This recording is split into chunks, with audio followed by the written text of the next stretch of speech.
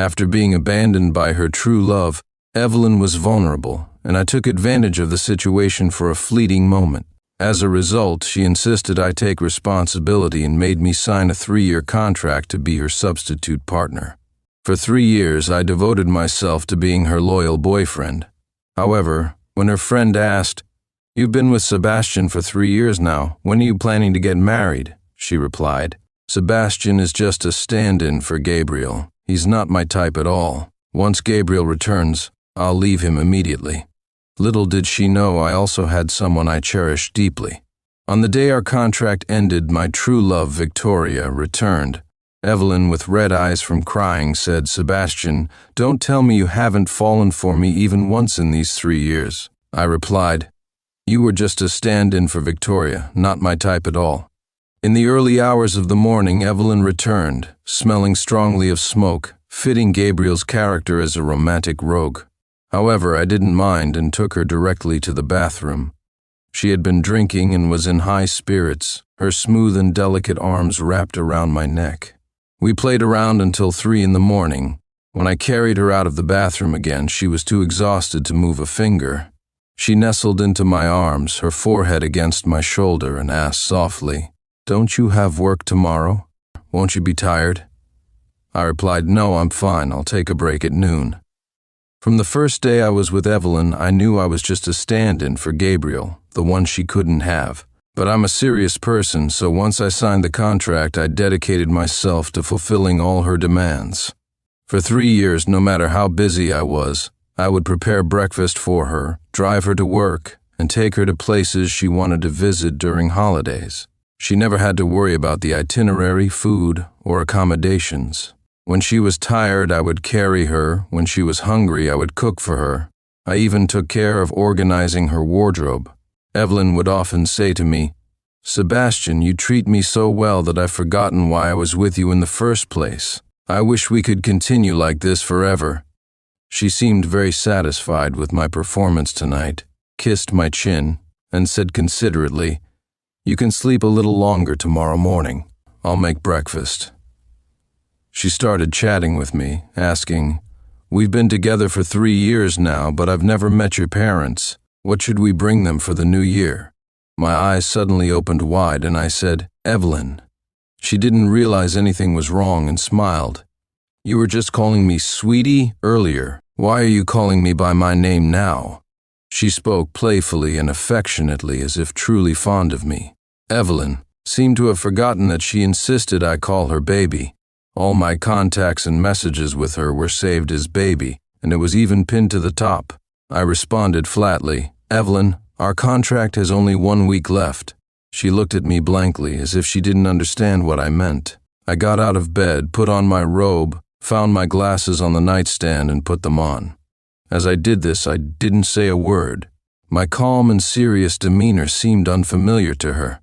Under the dim bedside light, she finally understood what I meant. Her face turned pale.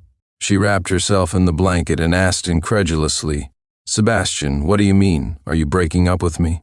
During these 3 years, whenever I did something that didn't please her, she would question me sternly. But I always knew my place as the subordinate in the contract and did my best to play the perfect stand-in boyfriend. Looking at the goosebumps on her bare shoulders, I raised the room temperature for her and said in a hoarse but firm voice, "Evelyn, we were never really together. How can we break up?" This completely enraged Evelyn, who had always been prideful and domineering. She jumped out of bed and started throwing my things at me in a fit of anger, shouting, "We've been sharing a bed for 3 years. You just slept with me, and now you're saying we were never together? Sebastian, you have some nerve." I stood still, letting her vent. As she threw things around, she realized that there were very few of my belongings in our shared home. It was as if this place was just a temporary stop for me. This realization made her even angrier, and she shouted with a trembling voice, "Since that's the case, the remaining 7 days don't matter. A man like you is too much for me. Get out now." Sighing, I started packing my things. The contract did state that Evelyn, as the employer, could terminate the contract unconditionally, and I couldn't cling on. Evelyn seemed to forget that although the house was in her name, I had been paying the down payment and monthly mortgage. However, I didn't plan to dispute the ownership of the house at this moment. Seeing how straightforwardly I was packing, Evelyn started crying, saying, "Sebastian, if you apologize for what you just said and promise never to say such things again, I'll pretend I never heard it and forgive you. Our relationship can go back to how it was." However, I had no intention of reconciling. I didn't have much to pack, but it still wasn't enough to fit into one suitcase. I only took my change of clothes, important documents, and my computer. The sound of the suitcase closing echoed sharply in the silent night. Standing up, I said, "Let me know when it's convenient for you to message me so I can come and get the rest of my things." Evelyn stood barefoot in the middle of the room, biting her lip without saying a word. As I turned to leave with my suitcase, she suddenly rushed over and hugged me tightly from behind, her cheek pressed against my back. Pleading tearfully, "Sebastian, please don't go." I remained expressionless and silent. Evelyn's body trembled slightly with sobs, her tears soaking through the back of my shirt. She cried, "You can't leave. Our contract hasn't expired yet." Mentioning the contract seemed to remind her of something, and she became more assertive. "Right, you can't leave. The contract states that you don't have the right to unilaterally terminate it. You can't go." Since she brought up the contract, there was nothing more I could say. The contract was indeed very clear that as the subordinate party, I was not allowed to terminate it first. 3 years ago, Evelyn had been rejected by her childhood crush, Gabriel, at the airport. Heartbroken and dejected, she went to a bar and drank one glass after another. Coincidentally, I was also in a bad mood that day and was sitting on a bar stool next to her, drowning my sorrows in alcohol. The burning sensation of the alcohol gradually eroded my rationality. Our eyes met, and Evelyn suddenly cried and threw herself into my arms, saying, "Your eyes look just like his." Desire spread in our drunken state, and I couldn't remember who made the first move. We hugged, kissed, and sought solace in each other's company. The next day, when we sobered up, rationality returned. Evelyn stared into my eyes for a long time before biting her lip and saying, "What happened last night can't be undone. You took my first time, so you have to take responsibility." I had no choice but to nod. Although I was certain I wasn't the one who initiated it, as a man, I had to take responsibility. Evelyn said, "I will draft a substitute contract for you to sign. For 3 years, you will be my boyfriend." Seeing my confusion, Evelyn scornfully explained, "Don't worry, I won't cling to you or fall in love with you. I have my true love. In 3 years, he'll return after his studies, and then we'll part ways. You better not hold on to me." And so for 3 years, I honored this contract, being her obedient boyfriend without ever falling for her. But now, with 3 years coming to an end and my true love having returned, why was Evelyn the one clinging on to me? Sighing, I reluctantly turned around and held her in my arms, gently comforting her. All right, don't cry. It's late. Let's not argue. I'll put you to sleep." Evelyn, exhausted from drinking, an intense night, and a fierce argument, quickly fell asleep. I got up, closed the door quietly, and left. Not wanting to drive while tired, I spent the night in my car. In the morning, I checked into a hotel opposite my office, freshened up, and went to work on time. Although I hadn't slept much the night before, being young still had its perks. My face didn't show any signs of fatigue. As I entered the office, someone said, "Hey, why is Sebastian having breakfast at the office today? Is your girlfriend not at home?" I looked up to see Brandon, my senior from college and co-founder of the tech company. I replied, "We've broken up." Brandon almost choked on his breakfast in surprise, but under my gaze he managed to keep it in and turned to cough violently, taking a sip of soy milk to swallow his food. He quickly asked, "What happened? When did this happen? I thought you two were doing great. Just last month on our business trip, you were calling her good morning and good night despite the 12-hour time difference. You didn't even blink when buying luxury goods at duty-free shops. If I were a woman, I'd marry you without hesitation." I thought for a moment and chose to answer just one question. "It happened early this morning. Brandon couldn't contain his curiosity and asked, "Did you bring it up or did Evelyn?" I replied, "Both, but mostly her." Not giving Brandon more time to pry, I quickly finished my breakfast and prepared to start work. However, he followed me into my office asking, "Where are you staying now? I remember you were paying the mortgage for that place. Didn't you say you paid it off early this year? That area must have cost at least $500,000. You two weren't married, so how are you dividing the assets?" I replied, "I'm looking for a place after work this week. I'll find one and move in within a week." With just the two of us in the office, there was nothing much to hide. Brandon, hearing about the asset division, exclaimed, "Sebastian, you're really leaving with nothing. That's some resolve. But isn't that a lot of money? Are you sure you don't want any, or are you still thinking about her? Honestly, if you still have feelings for her, you should try to make up." I responded calmly, "It's not what you think. The breakup is a done deal. Everything else is private. Brandon, get back to work." It's not surprising Brandon was curious. If it were anyone else, a breakup would just mean moving on to someone better. But I'm different.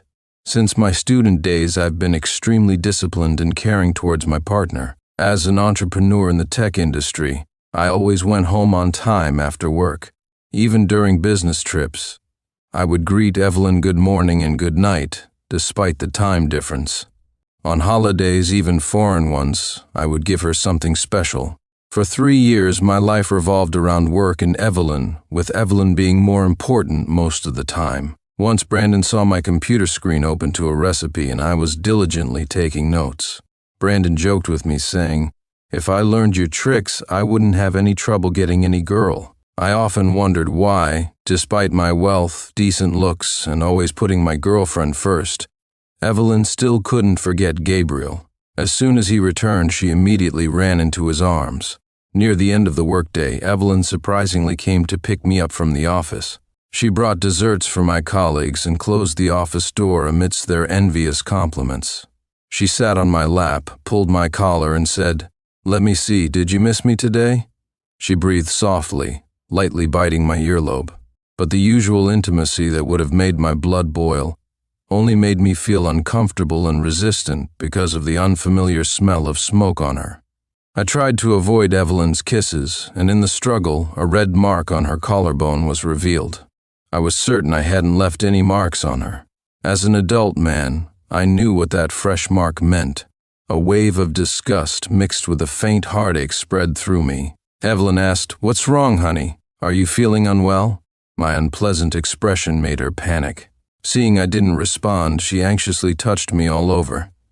At that moment, I felt a bit ironic, wondering if I should remind her to cover the kiss marks and tear off her mask of feigned affection. I replied, "It's nothing. Maybe I caught a cold with the temperature drop." I chose to be perfunctory, knowing that everything between us should end in 6 days. Evelyn kissed my forehead and murmured, "You, such a grown-up, can't take care of yourself at all. What would you do without me?" I smiled without refuting. We both knew that for the past 3 years I had been the one taking care of everything. Evelyn came from a well-off family. After graduation, she didn't work a 9-to-5 job but opened a design studio. She was naive and romantic, naturally not the type to cook for her partner. Before bed, Evelyn habitually nestled in my arms, scrolling through her phone. She accidentally played a voice message and Gabriel's voice came through clearly. "Baby, your body is like the most precious artwork. So beautiful it keeps me awake. I want to have you every day like today. With you by my side, the air is sweet. Good night, baby. Kisses." Evelyn quickly covered her phone, turned to me with a stiff smile, and explained, "I'm watching a short drama." I pretended to believe her, nodding and saying, "What kind of script is this? It's so cheesy it hurts my teeth." Evelyn awkwardly agreed with me, then grabbed her phone and claimed she had a stomachache, heading to the bathroom in the living room. An hour later, when I went to the kitchen for water before bed, I could still hear her flirting with someone on the phone through the door. Evelyn's coquettish voice came through. "I miss you too. I've been thinking about you all the time since we parted. The bed at this hotel isn't soft enough. Let's try another one next time, okay? You want to come to my place?" Sure, but it's too messy.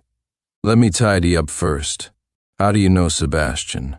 He's just a friend, at most your stand-in. Why would I worry about him finding out? You're so good with sweet talk. Do you say these things to every woman? I've been waiting for you all these years, thinking only of you.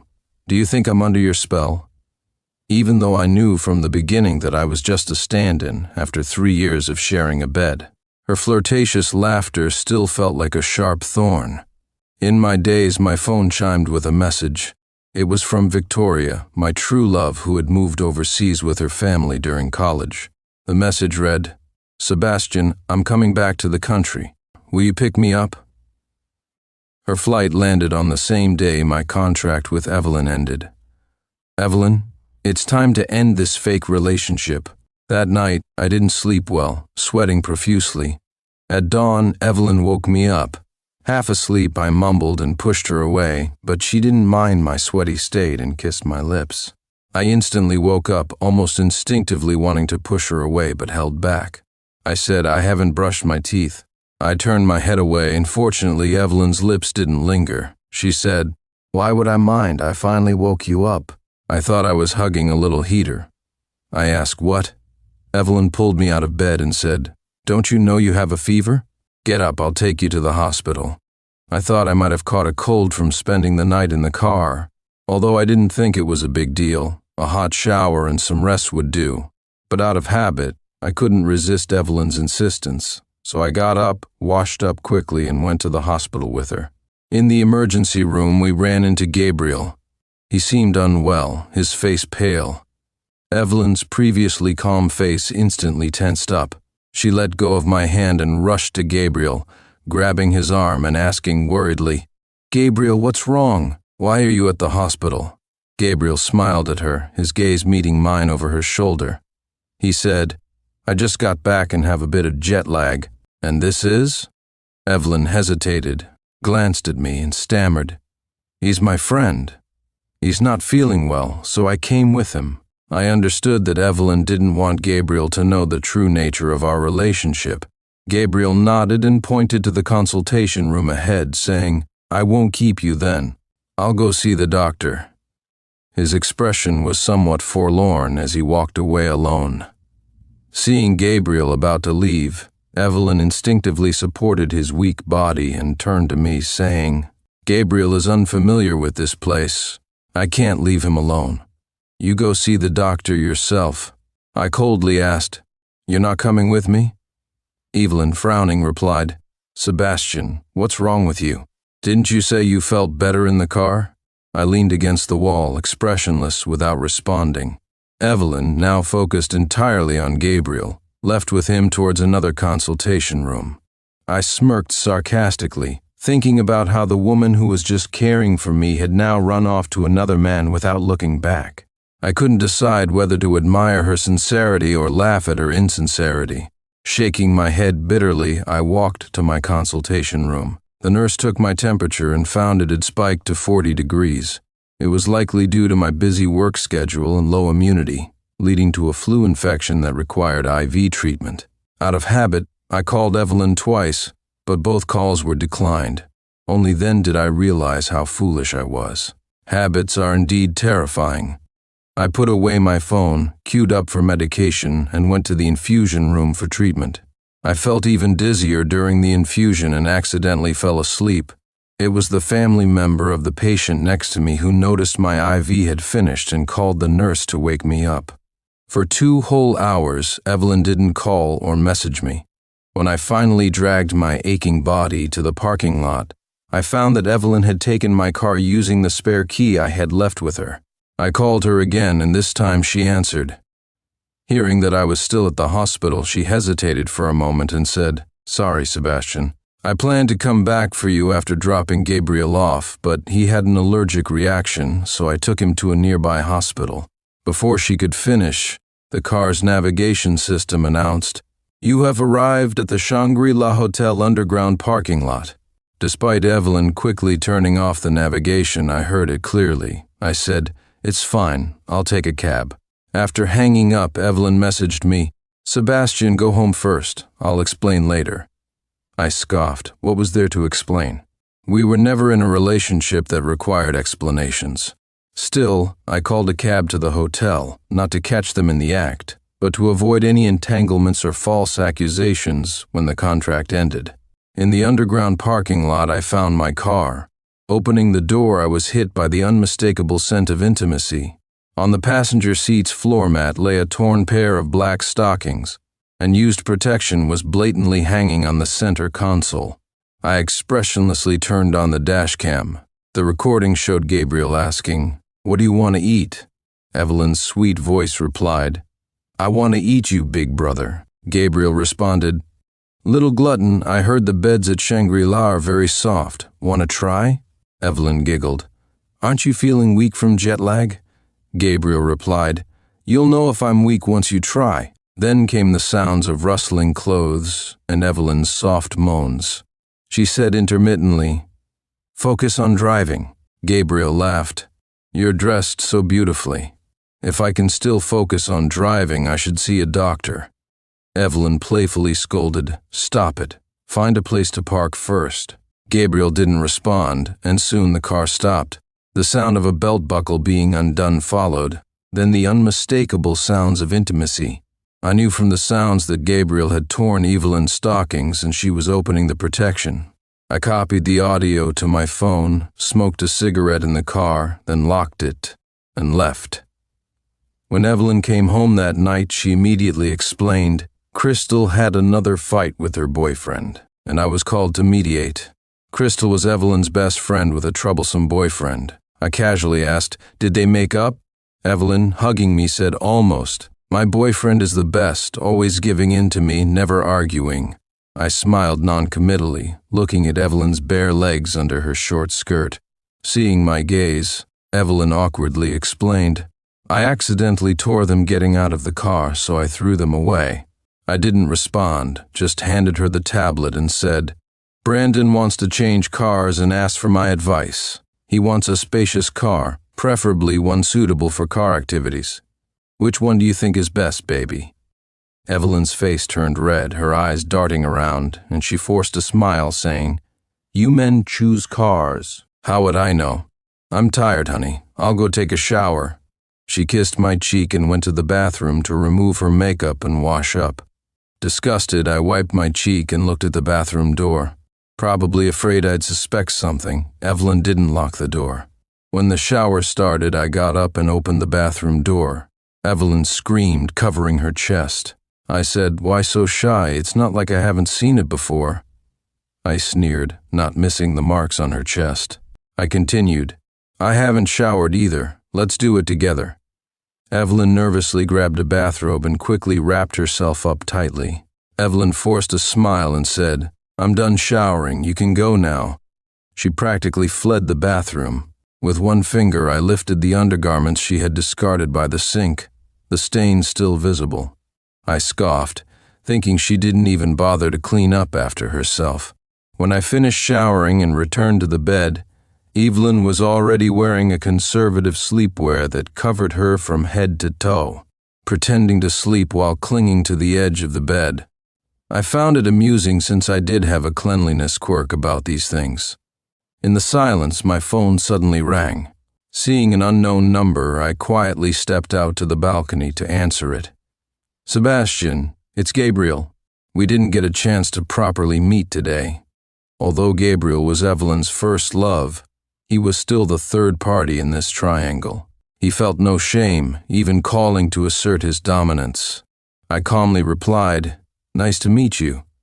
He continued, "Sebastian, let's not pretend. I know about you and Evelyn.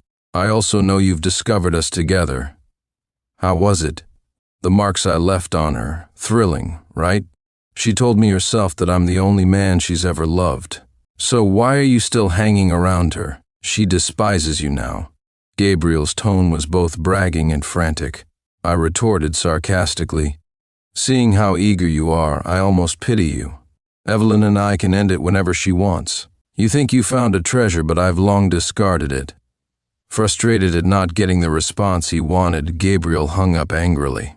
With 5 days left on the contract, Evelyn found excuses to stay out late or not come home at all. Since she wasn't coming home, there was no need for me to return early either. However, I still maintained my usual work routine, leaving at 5:30 p.m. Part of it was habit, and part of it was genuinely being busy looking for a new place. I found a well-furnished apartment close to the office, costing over $10 million. The house I bought for Evelyn had appreciated from $6 million to $8 million in 2 years. Most of my assets were tied up in company shares, and I had limited cash flow, especially since I planned to buy a place near Victoria's home for convenience. After several days of house hunting, I finally settled on a property, paid in full with my available funds, and got the keys ready to move in. This day marked the final day of my contract with Evelyn. With the mindset of working diligently until the last day, I messaged her, "Baby, want to have dinner tonight?" She quickly replied with a voice message amidst background noise. "I want strawberry cake. Crystal grabbed my phone earlier. She and her friend are coming over. Let's have hot pot tonight." I responded, "Sure, same place? I'll make a reservation." At 5:30 p.m., I booked the restaurant, bought the cake, and drove home to pick up Evelyn and her friends. In the car, Evelyn checked the cake bag, and knowing her vanity, I had bought extra for her to show off to her friends. She took her favorite strawberry mousse and tossed the rest to the back seat, saying, "Lucky you guys." Crystal exaggeratedly exclaimed, "Evelyn, where do you find such a boyfriend? Why doesn't the heavens send me one?" Evelyn glanced at her through the mirror, looking proud as a peacock, and replied, "Just dream about it, and you'll have everything in your dreams." After dinner, I went to pay the bill. Returning, I overheard their conversation at the door. Crystal said, "Gabriel's back. What about your stand-in?" Evelyn laughed lightly. "Don't mention it in front of him, he doesn't know." Another friend joked, "Crystal, are you silly? With the first love back, who needs a stand-in?" Crystal replied, "But Evelyn, you've got Sebastian wrapped around your finger. He's a high-profile, successful guy earning millions annually. Are you really willing to give him up?" Evelyn sighed. "Of course I'm reluctant. I've been so conflicted. He's so caring and generous with me." Crystal suddenly lowered her voice mysteriously. "Evelyn, is your stand-in good in other areas too? Think about it." I didn't want to hear any more gossip about myself. Pushing the door open, Evelyn smiled and came to greet me, nestling into my arms. She said, "Honey, we want to go karaoke tonight. Will you cover the bill? It's girls' night, no boys allowed." I agreed, and in the midst of her friends cheering, she stood on tiptoe and kissed me, her slender fingers entwining with mine. For a moment, it almost felt like we could spend our lives together, but I knew she was planning a welcome party for Gabriel. That evening, while working in my study, I received a video message from Gabriel. He said, "Buddy, Evelyn is mine tonight." The video showed them at a party, with Evelyn wearing the dress I bought her, embraced by Gabriel as they kissed passionately.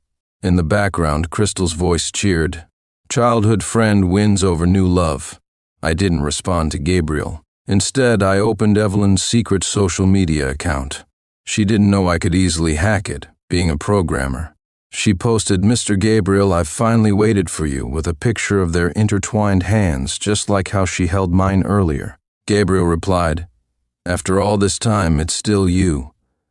Many mutual friends commented, sincerely offering their blessings, thinking they could keep it from me. I felt like I was watching a farce, expressionlessly putting my phone away to continue my work.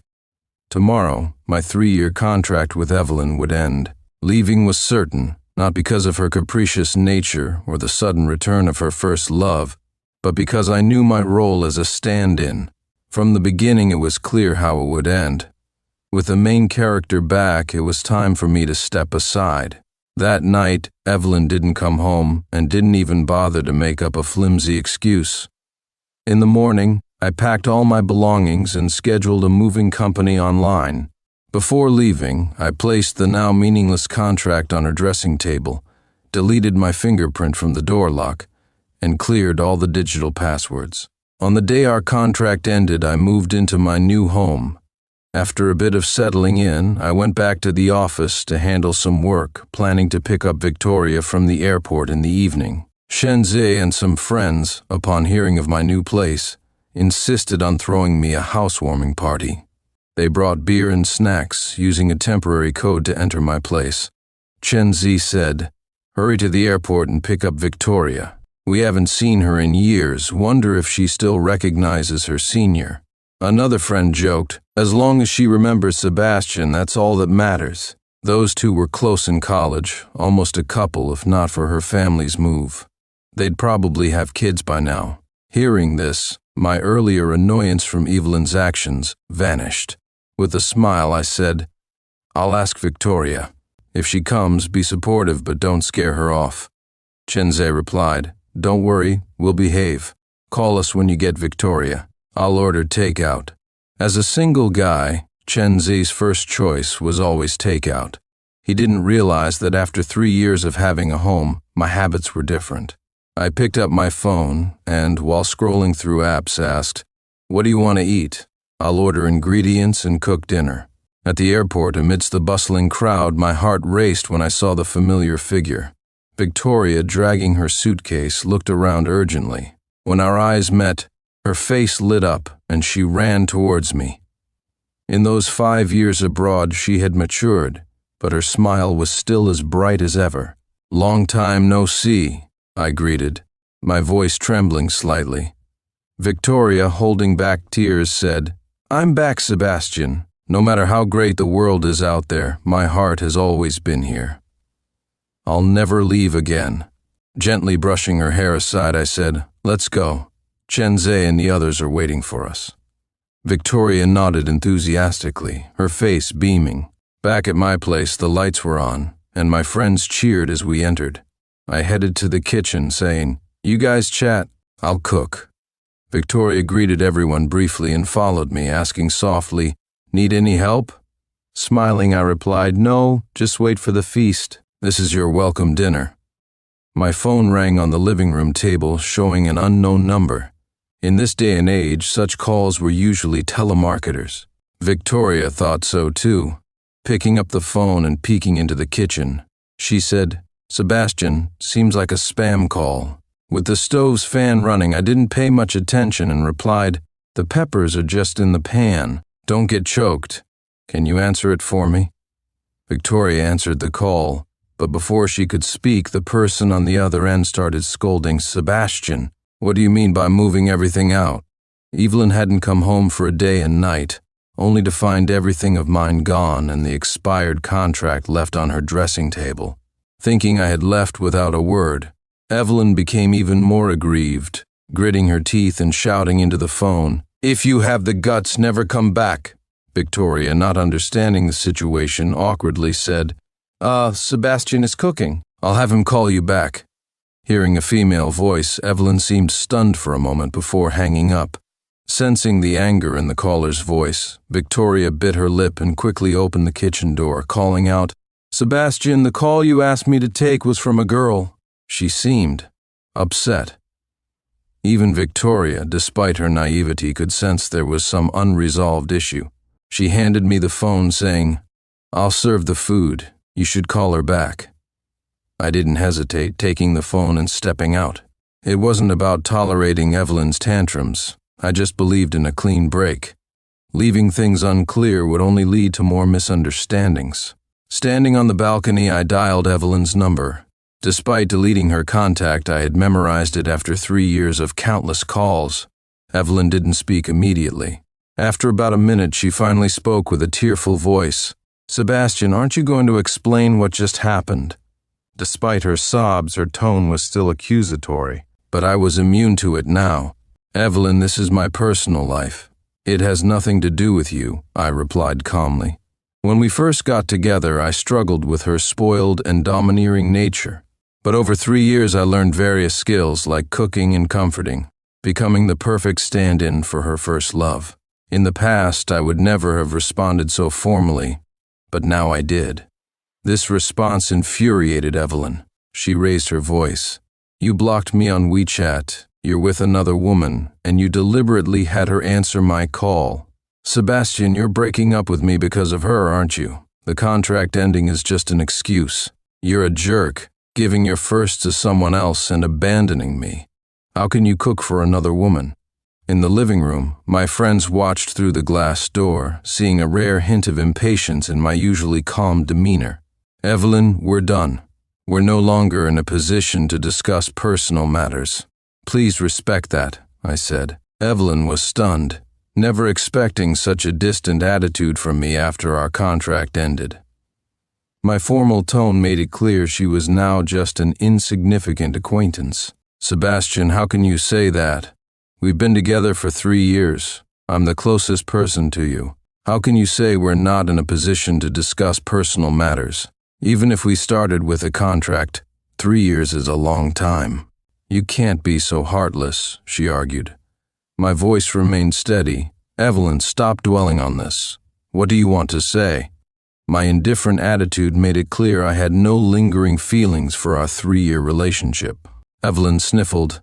Sebastian, how can you leave so easily? Don't tell me you never had feelings for me in these 3 years. Despite her questioning, she was confident in the answer.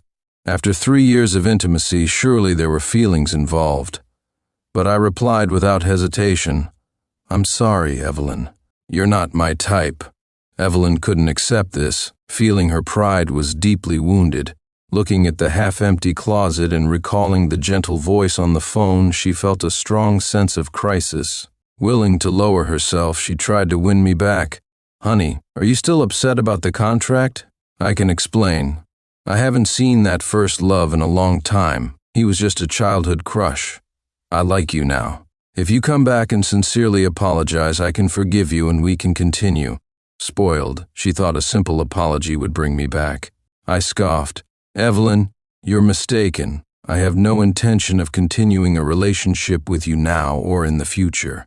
As you can see, I'm ready to move on with someone else. Please don't disturb my life anymore. Evelyn was shocked, realizing I was serious about ending things. She couldn't control her emotions, crying hysterically and accusing me of being heartless. Sebastian, how can you treat me like this? What did I do wrong? While I dreamed of spending my life with you, you tell me I was the only one in love. Fine, if that's how it is, let's break up completely. I can live without you, we'll see. Her harsh words received no denial or explanation from me. I simply said, all right, goodbye, and hung up. Evelyn couldn't believe I would truly leave her behind. She had always enjoyed my patience and kindness, feeling proud of my boundaries with others. But now, being excluded herself, she realized how cold-hearted I could be. Evelyn carefully recalled the past 3 years with me. We rarely had conflicts, and no matter how unreasonable her demands were, I always complied, indulging her without limits. She remembered a time when she blocked me out of anger, and I immediately went to her studio with flowers and gifts to apologize in person. That day, Evelyn felt especially satisfied, enjoying the feeling of being my top priority. But now, I had hung up on her. Taking a deep breath, Evelyn gritted her teeth and couldn't help but smash the cup against the wall. Victoria, seeing me return to the dining room, lowered her gaze without speaking. I, feeling relaxed, picked up my cup and asked softly, "Why aren't you eating?" She replied, "I wanted to wait for you." Victoria took a few bites, but couldn't resist her curiosity. "Is that the girlfriend they mentioned, one you cherished?" she asked. I didn't deny it, but simply said, "We have nothing to do with each other anymore." Seeing my calm expression, Victoria continued, "I used to wonder what kind of girl could capture your heart. I thought she would be gentle and sweet. I didn't expect someone with such a strong personality." Leaning back in my chair, I found her analysis amusing. "So, you like girls with a lively personality, huh? She must be very pretty," Victoria said, trying to hide her jealousy. I finally laughed, ruffling her hair affectionately. "It's not what you think. I'll explain everything later. We're done, and there's no chance of getting back together. Don't worry about her. Let's eat." Blushing, Victoria nodded. Chenze chimed in, "Yeah, let's not talk about exes. The next one will be better." He then raised his glass. "Sebastian, you haven't had a drink yet. Let's toast." I declined. I have to drive Victoria later. No drinking. Dinner didn't last long as Victoria was still adjusting to the time difference after her long flight. After dropping her off, I returned home by 8:30 p.m. Evelyn called several times, but I didn't answer. After 3 years of entanglement, it was time to move on. I took a shower, grabbed a beer from the fridge, and sat on the balcony, enjoying the peaceful night for the first time in 3 years. The next morning, my internal clock woke me up. My phone was filled with messages from Evelyn, ranging from questioning to hysterical. One message read, "Sebastian, you left a piece of clothing at my place. Aren't you worried your new girlfriend will think you still have feelings for me?" I replied, "If it's convenient, please throw it away. If not, I'll have my assistant arrange for someone to pick it up." Evelyn, having waited all night, finally received this indifferent reply and nearly smashed her phone in anger. She had cut her finger on the broken cup, bleeding quite a bit. She sent numerous photos and voice messages, trying to gain my sympathy. In the past, I would have rushed back to bandage her wound, but now I remained indifferent. My brief reply only indicated that I had seen her messages, but chose not to respond. Thinking she wasn't dependent on me, Evelyn immediately called Crystal and their friends to go clubbing. Gabriel joined them, but even with him by her side, Evelyn drank until she blacked out, muttering my name. Gabriel's eyes flashed with anger, and Crystal, sensing the tension, tried to smooth things over. "Gabriel, Evelyn's drunk and acting out. Don't mind her, I'll take her home."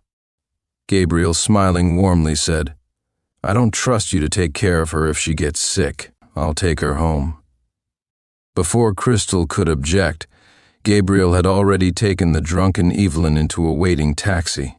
The next morning, Evelyn woke up with a headache, instinctively calling out, "Sebastian, honey water." When there was no response, she angrily shouted, "Sebastian, my head hurts, honey water." A hoarse male voice replied, "What do you need?" Alarm bells went off in Evelyn's mind. It wasn't Sebastian. Turning stiffly, she saw Gabriel, shirtless and disheveled, sitting up with a frown. Looking down, she realized she was naked under the covers, her body covered in marks. Even if she couldn't remember, she knew what had happened the night before. Though it wasn't voluntary, Evelyn quickly accepted waking up at Gabriel's place. Smiling, she playfully scratched his waist with her nails. "Honey, I want honey water." Despite his annoyance, Gabriel got up, resigned, and put on his pants. Gabriel, grumbling about Evelyn's demands, went to the kitchen to get a glass and honey. Frustrated, he threw the glass when he realized it was too cold, shattering it on the floor. The sound of breaking glass snapped Evelyn out of her daze. If it had been Sebastian, he would have given her warm water and stopped her from throwing things in a fit of anger. "Are you crazy?" Gabriel shouted, unable to believe what had just happened. Evelyn, staring at the angry Gabriel, finally realized that Sebastian was truly gone and would never again prepare warm honey water for her after a night of drinking. She wasn't as indifferent to Sebastian as she had thought. Gabriel, now fully awake and angry, handed Evelyn cleaning tools and ordered her to clean up. "I'm not your doting boyfriend. I won't tolerate your tantrums," he said. Evelyn, now fully sober, understood that Gabriel was referring to Sebastian. The mix of alcohol and sadness left a bitter taste in her mouth. She tearfully replied, "I don't have a doting boyfriend." Gabriel, seeing the mess, had no intention of comforting her. "You messed around with me, and he found out. Now he doesn't want you," he said mockingly. Evelyn, clutching the blanket, looked genuinely hurt. Gabriel continued, "Stop wallowing in self-pity. If you want a specific temperature for your drink, say so in advance. Who knew you were so picky?" Evelyn, looking at Gabriel's impatient face, wanted to say that Sebastian knew. She finally understood how precious Sebastian was. Not only had he built a successful tech company from scratch, but he had also been devoted to her for 3 years, never flirting with other women. She couldn't let him go. Evelyn hurriedly dressed, intending to leave. Gabriel, noticing her actions, grabbed her and said, "All right, I was wrong. Don't be mad. I'll call housekeeping to clean up. Let's go try the new restaurant across the street for breakfast." Despite wanting to refuse, Evelyn couldn't escape Gabriel's grip. His sweet words and pleading eyes convinced her to go with him. Evelyn, not bothering to dress up, left with Gabriel. Her wrinkled dress and unkempt hair made her look disheveled, a stark contrast to her usual polished appearance. At the restaurant entrance, he heard a familiar voice and turned to see Sebastian, looking handsome in casual sportswear, accompanied by a tall, stylish woman. Evelyn felt a surge of anger and jealousy. Seeing them together, she couldn't believe they hadn't spent the night together. Gabriel, noticing her reaction, smirked and said, "Looks like your boyfriend knows how to have fun too." Ignoring Gabriel, Evelyn stormed over and grabbed Sebastian's arm. He immediately shook her off, his expression annoyed. Her anger flared even more. "Sebastian, you're unbelievable. We just broke up and you're already cooking for another woman and spending the night with her. You're a master of time management, never wasting a moment."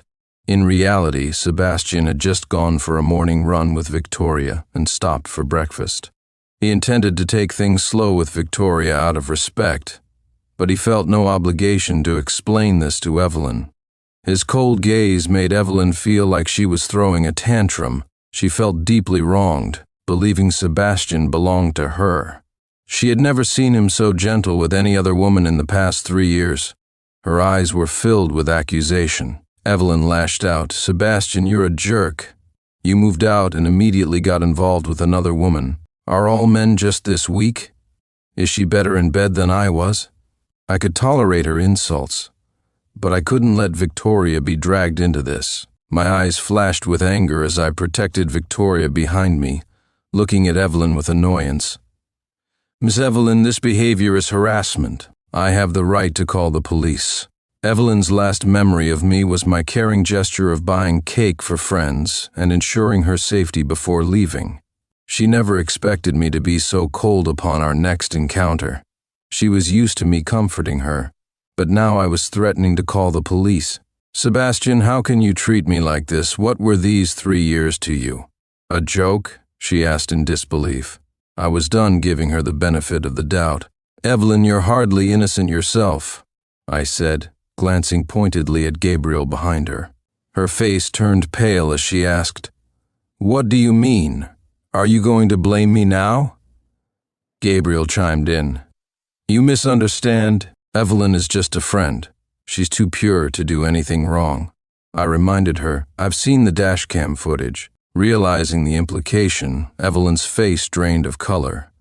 Stepping closer, she grabbed my arm, tearfully stammering, "Sebastian, listen, it wasn't Mem. It was Crystal and her B-boyfriend. I'm sorry. I didn't tell you because I didn't want to upset you." Evelyn still hoped the dashcam only recorded audio, not video. I nearly laughed at her attempt to manipulate me. Just then, the restaurant hostess approached, saying our table was ready. Evelyn tried to stop me, but I sidestepped her, guiding Victoria into the restaurant without looking back, leaving Evelyn stunned. Evelyn prided herself on understanding me, knowing I was disciplined and had boundaries. Seeing me treat another woman with such care was a shock she couldn't conceal. She collapsed on the mall floor, bewildered and heartbroken. Gabriel, seeing her distress, feigned concern and said, "Don't be sad. He isn't worth it."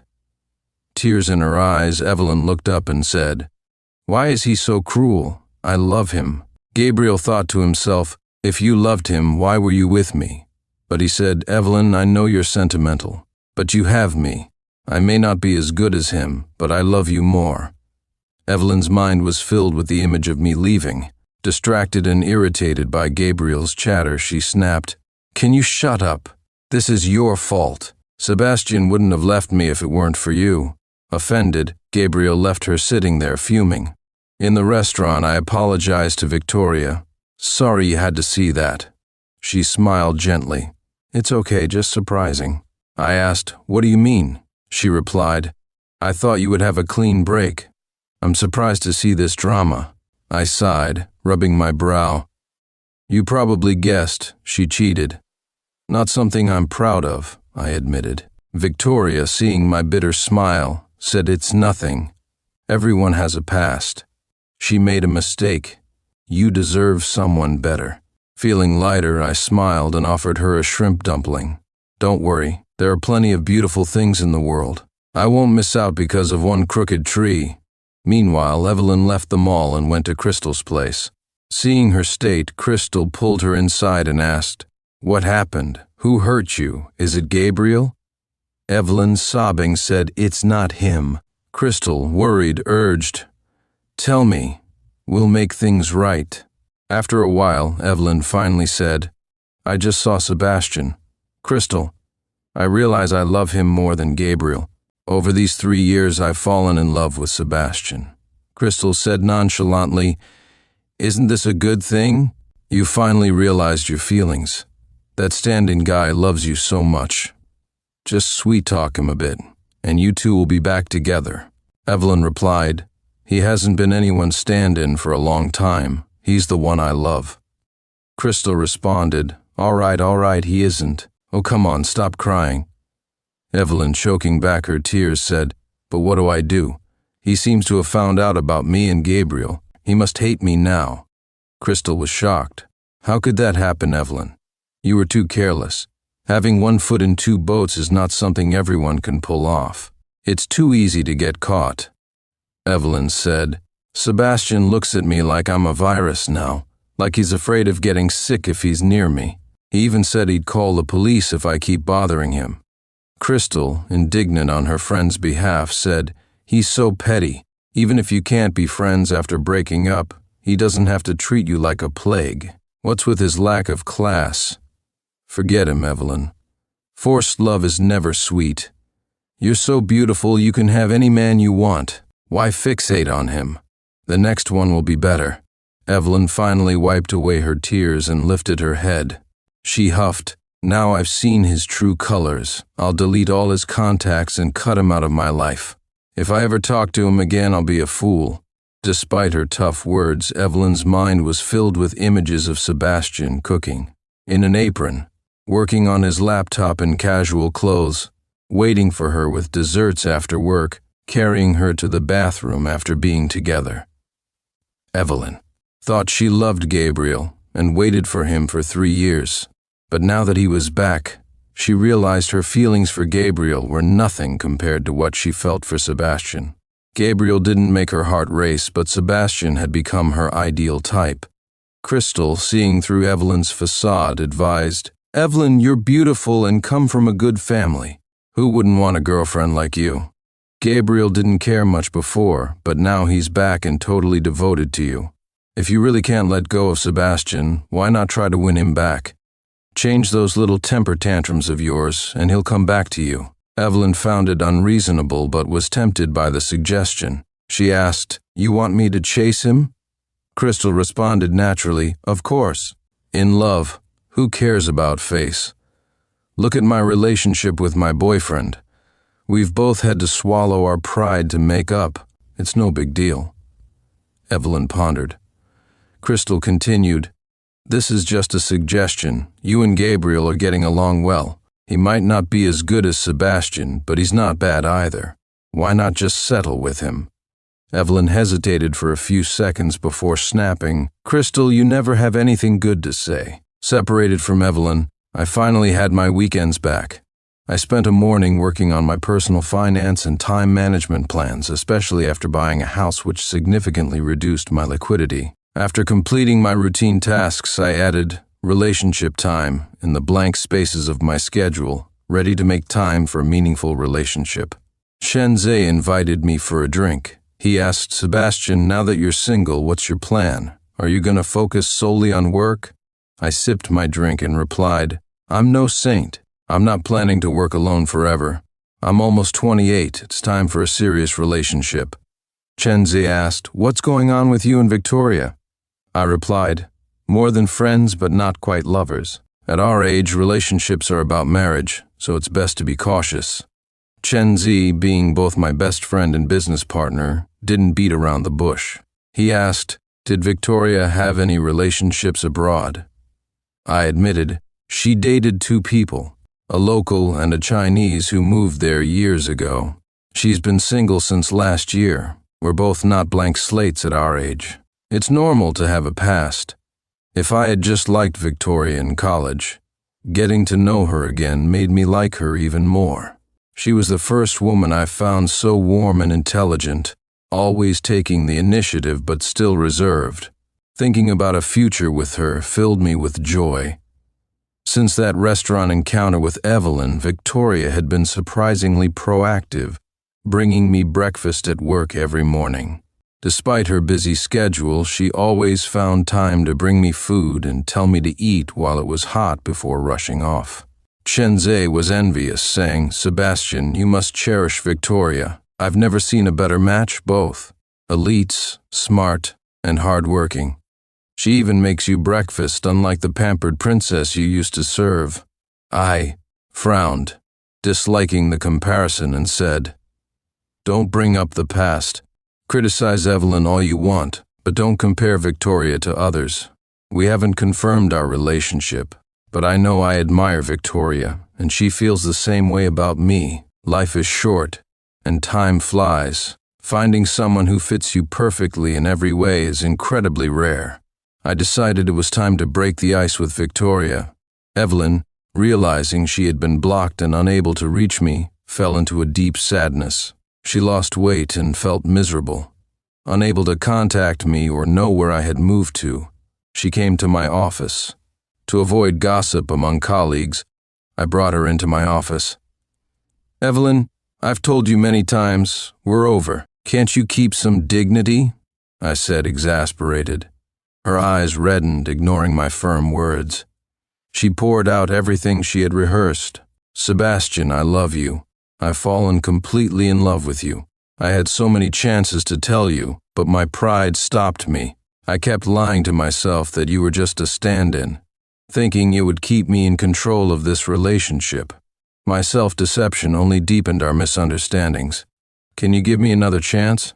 I shook my head, my expression unchanging. "Evelyn, you're a woman. I tried to leave you some dignity by not being too blunt. You know what you've done. There's no chance for us.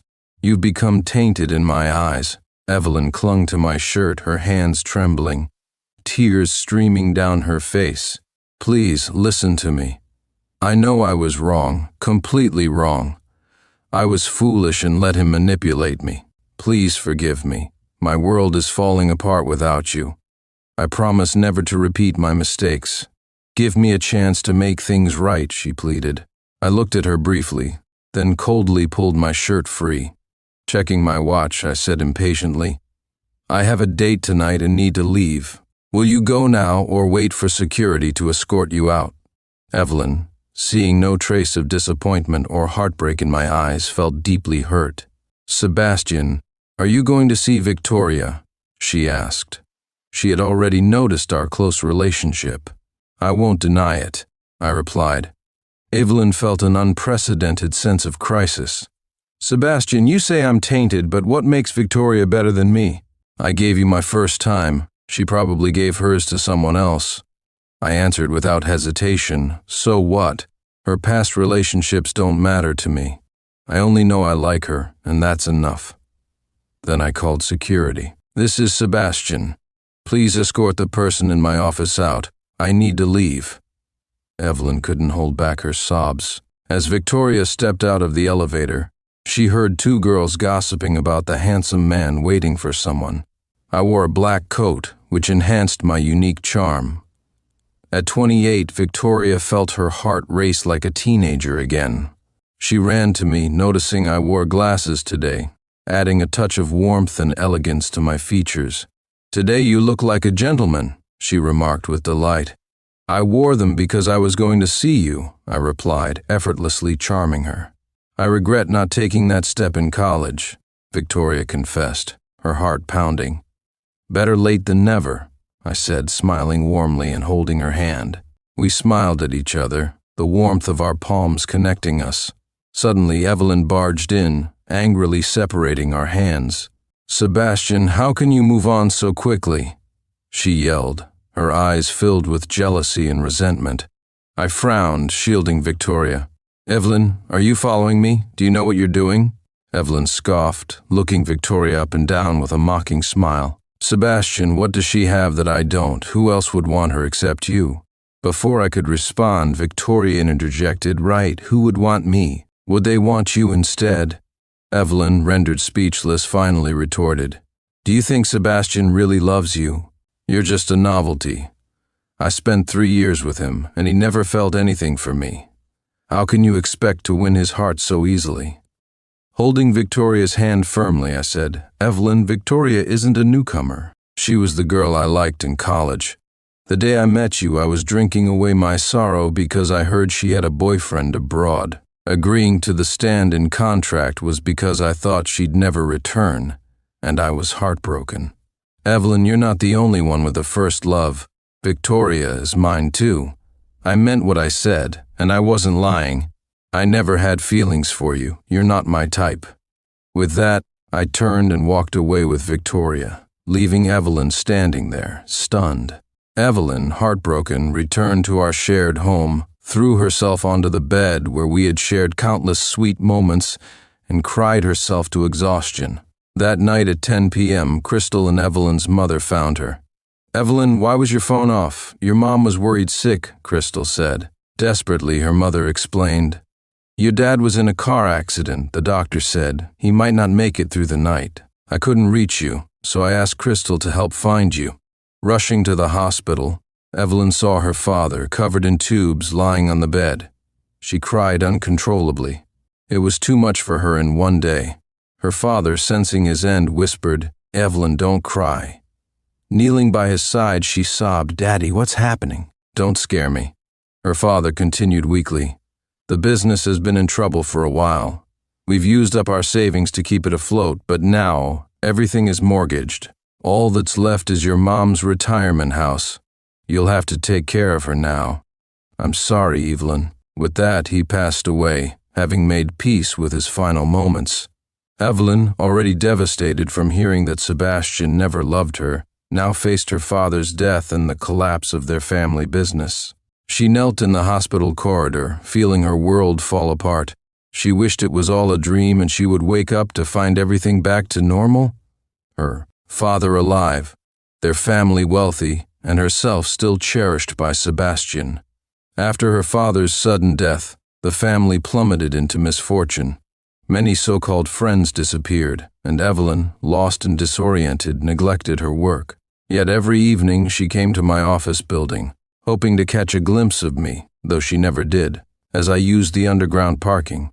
She heard from mutual friends that my tech company had applied for an IPO, with only 6 months until I would become the chairman of a public company. She thought bitterly that my luck had only improved since leaving her. She consoled herself, thinking if she didn't see me, it meant I wasn't in a new relationship. Then, one day, I walked through the lobby in a hurry instead of heading to the parking lot. Evelyn, seeing me for the first time in almost 2 months, wanted to greet me, but I didn't even glance her way. Instead, I hugged Victoria and kissed her gently before we left, hand in hand. Heartbroken, Evelyn hid in a corner, unsure how to react. Returning home after dropping Victoria off, I stepped out of the elevator to find Evelyn waiting for me. "How did you find this place?" I asked, frowning. "I asked the real estate agent we used to buy our home. He didn't know we broke up, so he told me," she replied. Feeling nothing but annoyance and helplessness, I didn't invite her in, instead standing in the hallway to finish the conversation. "Sebastian, I recently checked the mortgage on the house I live in. I thought it was deducted from my account, but you've been paying it. You even paid it off entirely. Why didn't you mention this when we broke up? I know you still have feelings for me, right?" "You were just angry," she said, sobbing. I coldly replied, "No need. Consider it compensation. I don't want anything to do with you. Stay away from me, and it's as good as repaying me." Ignoring my rejection, she continued, crying hoarsely, "I've changed my bad temper. I'll learn to cook and take care of you. Why can't we start over?" Her crying was giving me a headache. "Evelyn, stop. We're done. Move on. You'll find someone who truly loves you," I said, taking a deep breath. She needed to accept the truth and let go. There was no future for us, and clinging to the past would only bring more pain. "I don't want anyone else. I only want you, Evelyn." cried, shaking her head in desperation. Evelyn, you love the version of me that you created, the perfect boyfriend who caters to your every need. But I am not that person. If you want someone who will take care of you like that, you can find someone else. It doesn't have to be me, I replied calmly. No, it's not like that. I love you, Sebastian. I want to be with you not to have you take care of me, but because I love you. I'll learn to cook, do housework, and take care of you. I promise I'll change, she pleaded. I listened patiently, my expression unchanged. When she looked up at me with hopeful eyes, I said, Evelyn, you misunderstood. Housework can be done by anyone. I'm not looking for a maid and a girlfriend. Evelyn looked confused. I know a relationship requires mutual effort. I want to take care of you as you took care of me. I promise I'll never lose my temper or do anything to hurt you again. Let's go back to how things were. After a moment of silence, I responded, back to how things were. Our relationship was based on a contract. There were no real feelings involved. Evelyn felt like her heart had stopped. Sebastian, I love you so much, but I realized it too late. I'm sorry, she sobbed. Seeing the hopeless look in her eyes, I said, I never had feelings for you, Evelyn. You're not the one for me. Evelyn, her spirit broken, slowly left, feeling like an empty shell. Returning home, she found Gabriel in her living room, a smug smile on his face. How did you get in? She asked her, voice trembling with fear. You shouldn't use your birthday as a password, he replied, his eyes fixed on the TV. That's when Evelyn noticed the disturbing sounds coming from the surround sound system and turned to see a video of herself on the screen. When did you record this? She asked, horrified. That night you got drunk at my place? Gabriel said, toying with his phone. I recorded everything? Evelyn lunged at him, trying to grab his phone. Delete it! Give it to me! She screamed, her voice cracking with rage and despair. Gabriel easily dodged her, holding the phone out of reach. Delete it? I've got backups. If you don't do as I say, these videos will be everywhere, he threatened. Collapsed on the floor, trembling, Evelyn asked, What do you want? With a malicious smile, Gabriel said, 500,000. That's my price. Evelyn, desperate and unable to believe his demand, replied, I don't have that kind of money. Figure it out. Evelyn, I'm not asking, Gabriel said, his voice cold and menacing. I sat back in my chair, my hands resting casually on the armrests, my tone icy. Go ahead, the video doesn't involve me. Let's see if your photos spread faster than I can ruin you. I have the power to crush insignificant pests like you effortlessly. Gabriel, panic-stricken, felt his palms grow clammy. The video on his phone now felt like a hot potato. Swallowing hard, he stammered, Give me some money, and I promise I'll disappear from your lives. I sneered, my eyes filled with disdain. Threaten me? You wish. Whoever's in the video, go deal with them. I'd rather throw my money away than give it to a worthless scum like you. Leave now, or you'll regret stepping through this door. Gabriel wanted to say more, but my cold, piercing gaze silenced him. The saying was true. Money and power can change a person's aura. He fled in a panic, phone in hand. I didn't think much of the incident, but mentioned it to Victoria over dinner. She pondered for a moment and said, Sebastian, if Gabriel recorded the video, there are likely backups on his computer, cloud storage, and other devices. You're good at hacking. Maybe you should delete them all. I chuckled, ruffling her hair affectionately. Didn't know you had a saintly side, Victoria. She pushed me playfully. Stop it. We can't let him keep those photos. Delete them all. In my study, I sat at my computer entering lines of code. Half an hour later, I had tracked and deleted all of Gabriel's photos and videos of Evelyn, leaving no trace. I knew these videos wouldn't affect me or my career, and I didn't care about Evelyn. I did it because Victoria's serious expression was too adorable to resist.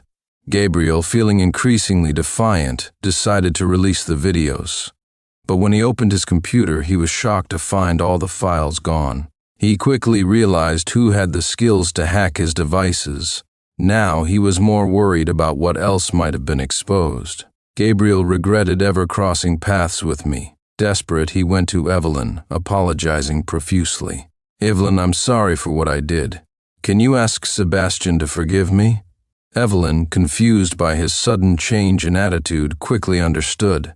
She didn't need to ask if Sebastian had done something. She knew only he could make Gabriel apologize. Feeling a mix of fear and hope, Evelyn went to my office, her mind filled with memories of our past. She believed that deep down I still cared for her. Sebastian had always been angry with her, his deep love turning into deep resentment. When Evelyn saw me, her eyes lit up with hope. Just as she was about to speak, I coldly interrupted her, a hint of impatience in my voice. "I helped you because my girlfriend couldn't stand Gabriel's behavior," I said. Evelyn froze, her face turning red with embarrassment. She wished she could disappear. "Evelyn, I can't believe you have the nerve to come to me. Have you no shame?" I continued, throwing a USB drive at her. It contained the inappropriate videos Gabriel had taken. "Take a good look at yourself. Don't try to entangle me again. If I could get the videos from Gabriel, I can release them too. Try me." My words cut through Evelyn like a knife. She knew I no longer loved her and would not show her any mercy. Covering her face in shame, tears streamed down her cheeks.